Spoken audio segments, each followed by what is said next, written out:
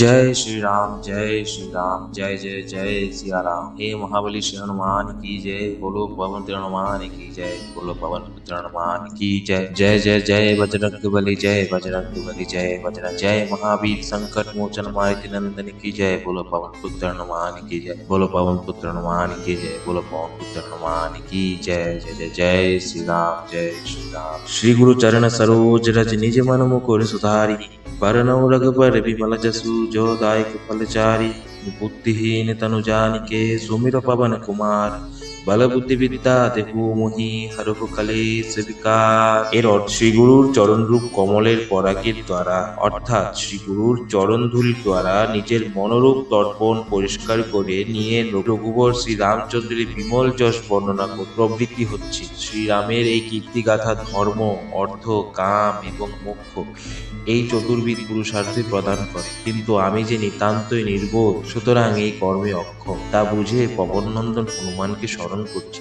প্রভু, আপনি কৃপা করে আমায় সেই ক্ষমতা, বুদ্ধি এবং বিদ্যা দান করুন। আমার সর্বপ্রকার ক্লেশ এবং তজ্জনিত বিকারসমূহ হরণ করুন। জয় হনুমান জ্ঞান গুণ সাগর, জয় কপি লোক উজাগর। হে হনুমান, হে কপি শ্রেষ্ঠ, আপনার জয় হোক। জ্ঞান ও গুণের সাগর স্বরূপ আপনি, তিন ভুবনেই উজ্জ্বল প্রসিদ্ধ আপনার নাম।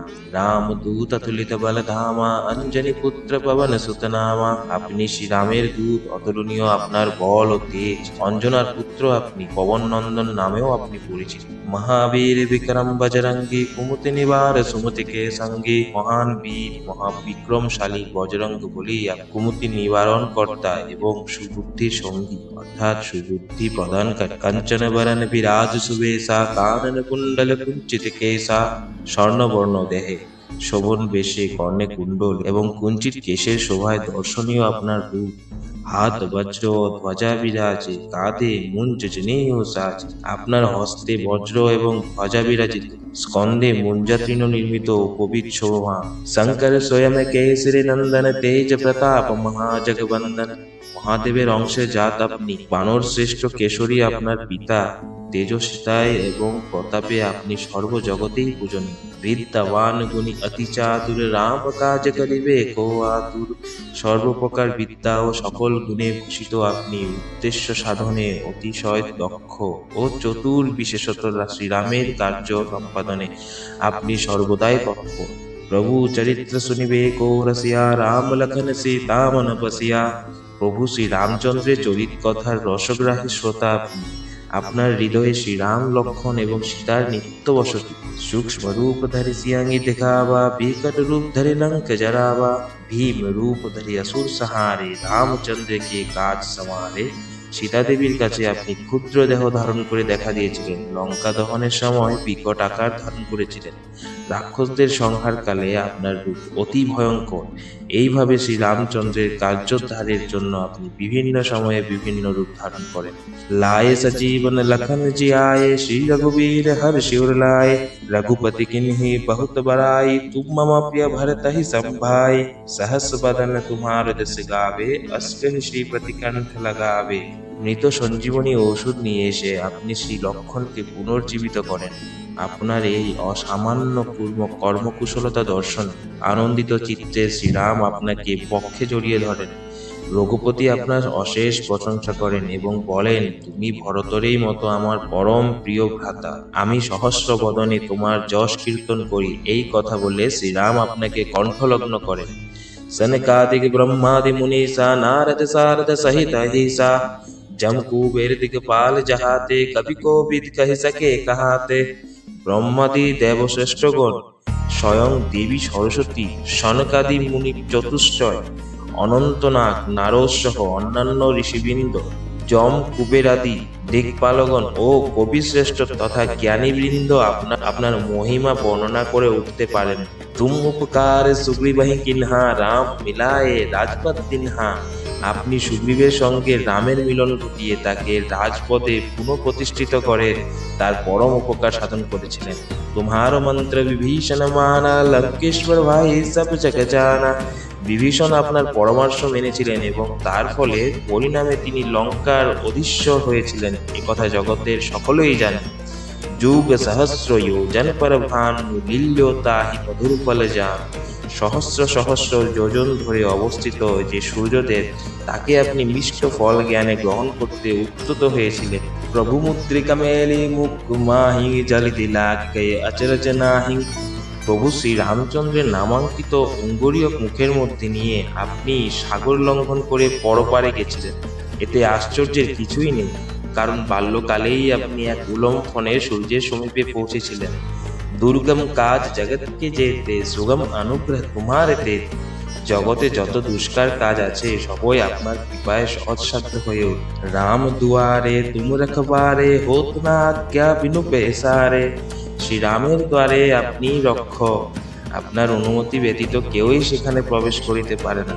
সব সুখ হে তোমার শরণা তুম রক্ষক কাহু কো ডরে না। যে আপনার শরণ নেয় সে সর্বসুখ লাভ করে। আপনি যাকে রক্ষা করেন কারো কাছ থেকেই তার ভয় থাকে।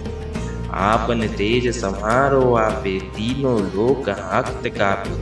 আপনার তেজ একমাত্র আপনি সম্বরণ করতে পারেন, অন্য কেউ আপনার তেজ নিবারণ করতে পারে না। আপনার হুঙ্কারে ত্রিভুবন কম্পিত হয়। ভূত পিশাচ নিকট নেহি আবে, মহাবীর জব নাম শুনাবে।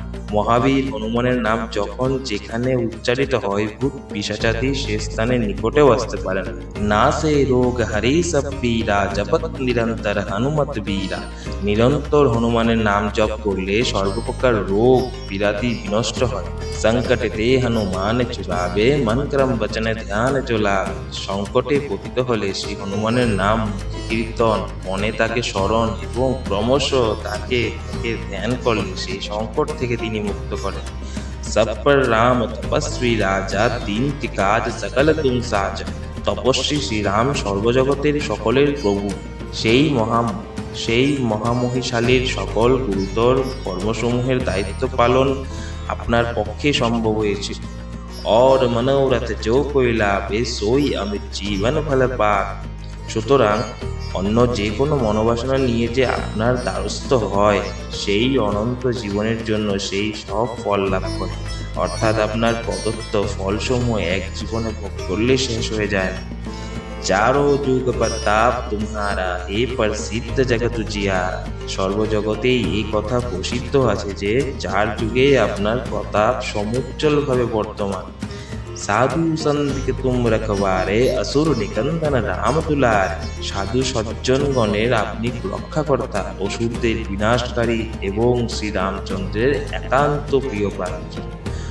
অষ্ট সিদ্ধি নিধিকে দাতা, অসবর দিন জানকী মাতা। মাতা জানকী দেবী আপনাকে এরূপ বর দিয়েছে যে আপনি ইচ্ছা করলেই অষ্টসিদ্ধি এবং 9 প্রকার সম্পদ, নবধা ভক্তি অথবা কুবীরের পদ্ম, মহাপদ্ম প্রভৃতি 9 প্রকার বিধি দান করতে পারেন।